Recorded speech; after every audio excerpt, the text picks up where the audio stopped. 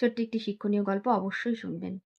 এক ব্যবসায়ীর নিকট একজন গ্রাহক সামগ্রী কিনতে এলে মাত্র 10 টাকা কম পড়ায় ব্যবসায়ী গ্রাহককে বললেন, আপনি সামগ্রী কমিয়ে নিন, আমি ধারে বিক্রি করি না। এই কথা শুনে গ্রাহকের অনেক খারাপ লাগলো।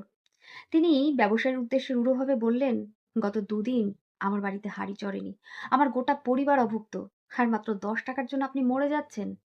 এই কথা শুনে ব্যবসায়ী গ্রাহককে বললেন, আপনি 5 মিনিট অপেক্ষা করুন।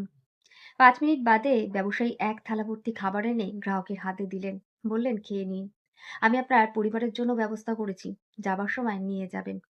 গ্রাহক মাথা নিচু করে খাবার খেলেন, যাবার সময় বাড়ির জন্য নিয়ে গেলেন। গ্রাহক চলে যেতেই ব্যবসায়ীর স্ত্রী ব্যবসায়ীকে বললেন, এ আপনার কেমন আচরণ? মাত্র 10 টাকার জন্য আপনি সামগ্রী কমিয়ে নিলেন, অথচ গ্রাহককে ভরপেট খাইয়ে দিলেন, যাবার সময় পরিবারের জন্যও দিয়ে দিলেন। ব্যবসায়ী বললেন, এটাই আমার নীতি। ব্যবসা করার সময় কোনো দয়া নয়, আর সেবা করার সময় ব্যবসা নয়। হ্যাঁ বন্ধুরা, একদমই।